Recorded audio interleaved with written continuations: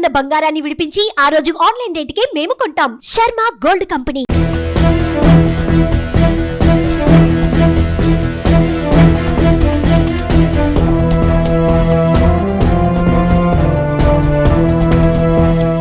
Hi నమస్తే, welcome to Suman TV.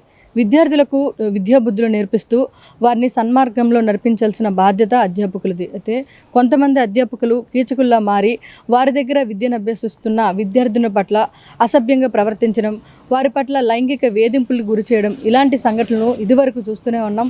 ఇప్పటికీ కూడా అలాంటి సంఘటనలు జరుగుతూనే ఉన్నాయి. అయితే తాజాగా తిరుపతిలో కూడా ఇటువంటి సంఘటన ఒకటి చోటు చేసుకుంది.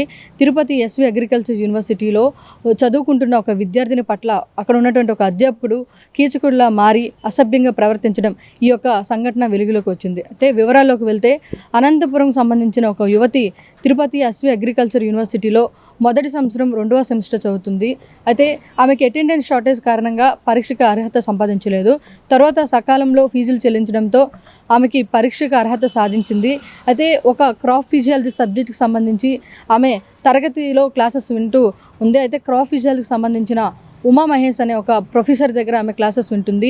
గత నెల నవంబర్ నుండి కూడా ఆమె క్లాసెస్ వింటూ ఉంది. అయితే ఒక్క అమ్మాయే క్లాస్లో ఉండి క్లాసెస్ వింటుంది కాబట్టి దాన్ని అదునుగా చూసుకున్నటువంటి ఆ ఉమా మహేష్ అనే ఒక అధ్యాపకుడు క్రాప్ ఫిజియాలజీకి సంబంధించి ఆమె పట్ల అసభ్యకరంగా ప్రవర్తించడం, లైంగిక వేధింపులకు గురి చేయడం జరుగుతూ వచ్చింది. అయితే దీని పట్ల అమ్మాయి మానసికంగా కృంగిపోయి తన తల్లిదండ్రులకి ఈ విషయం చెప్పడం జరిగింది.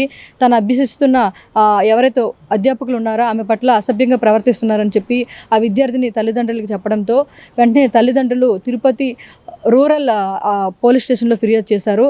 ఆ అధ్యాపకుడు పట్ల ఇలా బిహేవ్ చేస్తున్నాడు, తమ బిడ్డ పట్ల ఇలా బిహేవ్ చేస్తున్నాడు అని చెప్పి అక్కడ ఉన్నటువంటి తల్లిదండ్రులు ఆ యొక్క అధ్యాపకుడి పైన ఆధారంతో సహా పోలీస్ స్టేషన్లో వాళ్ళు ఫిర్యాదు చేయడం జరిగింది. వెంటనే పోలీసులు ఆ యొక్క అధ్యాపకుడిని ఉమా మహేష్ని అరెస్ట్ చేయడం జరిగింది.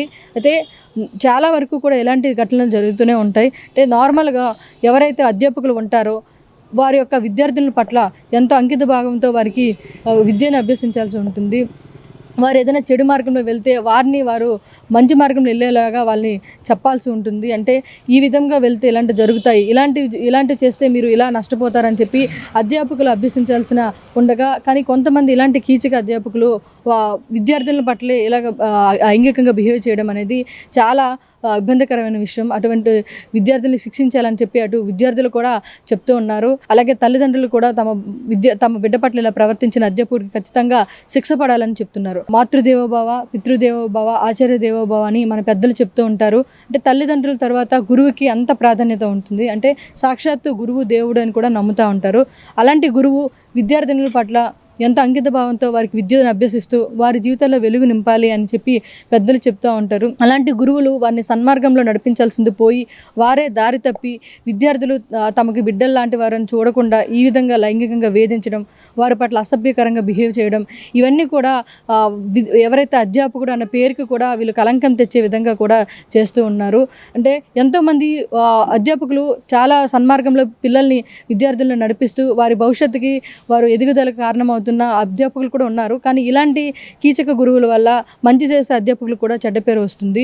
ఎవరైతే ఈ విధంగా చేస్తారో వాళ్ళకి కఠినమైన శిక్షలు ఇవ్వాలి. ఏదైతే తిరుపతి అగ్రికల్చర్ యూనివర్సిటీకి సంబంధించిన క్రాప్ ఫిజియాలజీకి సంబంధించి ఉమా మహేష్ అనే ఒక అధ్యాపకుడు తమ దగ్గర విద్యను అభ్యసిస్తున్న ఒక విద్యార్థిని తరగతి గది ఒకటే ఉందని చెప్పి ఆమె పట్ల అసభ్యకరంగా బిహేవ్ చేసినందువల్ల ఆ యొక్క అధ్యాపకుడిని ఖచ్చితంగా శిక్షించాలి.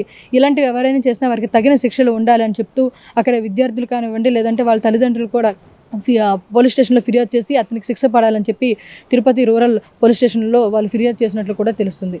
Keep watching Suman TV.